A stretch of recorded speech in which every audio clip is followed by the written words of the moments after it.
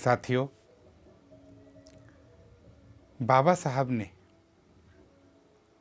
अपने अंतिम क्षणों में कहा था, मेरी जय जयकार मत करो, लेकिन मेरे अधूरे काम को पूरा करने के लिए जान की बाजी लगा दो। हमारे समाज में बाबा साहब के अधूरे काम को, अधूरे मिशन को पूरा करने के लिए बाबा साहब के जो आंदोलन है उनको जानने और समझने की आवश्यकता है। जो लोग बाबा साहब को जानते हैं वे लोग बाबा साहब के अधूरे मिशन को पूरा करने के लिए काम कर रहे हैं। लेकिन जो लोग बाबा साहब के मिशन को, उनके आंदोलन को नहीं जानते हैं, वे लोग बाबा साहब के केवल और केवल जयंतियां मनाने में अपना समय निकाल देते हैं।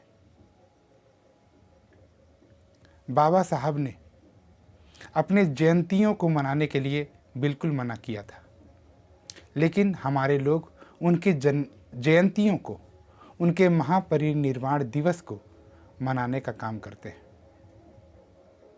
जो कि बाबा साहब बिल्कुल नहीं चाहते थे। बाबा साहब के जो अधूरे मिशन हैं, मैं उन मिशन के बारे में मैं आप लोगों को बताना चाहूँगा।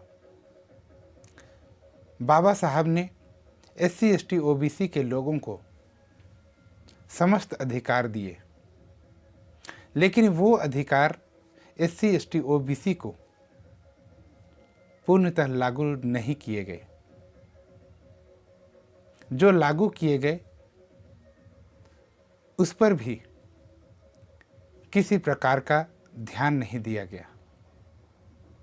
इसलिए अभी वर्तमान में निजीकरण के माध्यम से बाबा साहब के जो अधिकार SC ST OBC को मिले थे वो खत्म होते हुए दिखाई दे रहे हैं।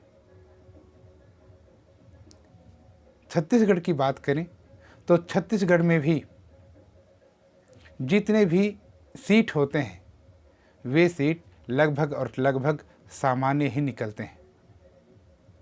हमारे जो SC ST OBC के रिजर्वेशन जो बाबा साहब ने दिए, वो रिजर्वेशन को खत्म करने का काम किया जा रहा है।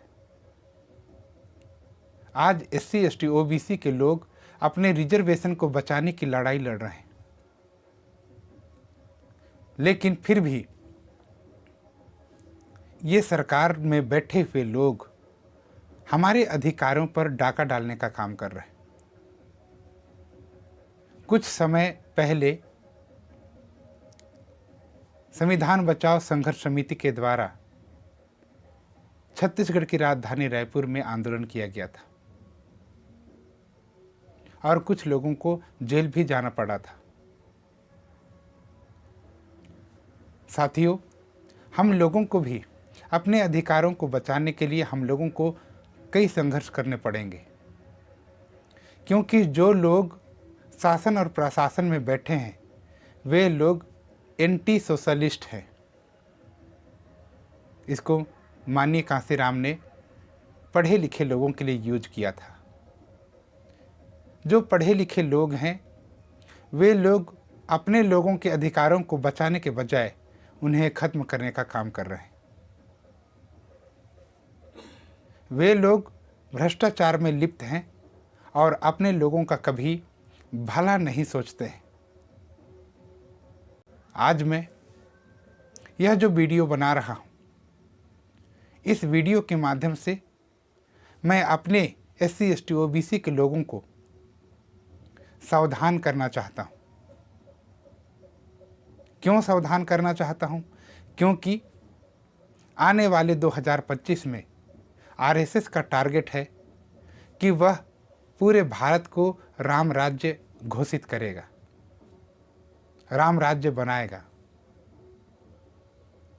लेकिन जहां राम राज्य बनाएगा वह राम राज्य नहीं बल्कि ब्राह्मणों का जो वर्चस्व है उसे कायम करने का काम करेगा। हमारे देश में 3.5% ब्राह्मणों का वर्चस्व पूरे देश में फैलाने का काम करेगा। जिस प्रकार हमारे इतिहास में हमारे SC ST OBC के लोगों को अधिकार वंचित रखा गया था, उसी प्रकार इस राम राज्य में, इस हिंदू राष्ट्र में SC ST OBC के लोगों को अधिकार वंचित करने का काम किया जाएगा। फिर भी यदि SC ST OBC के लोग उस राम राज्य को लाने में साथ और सहयोग देते हैं, मुझे कोई परेशानी नहीं होगी। लेकिन आने वाले समय में इसका रिजल्ट SC ST OBC के लोगों पर ही दिखाई देने लगेगा।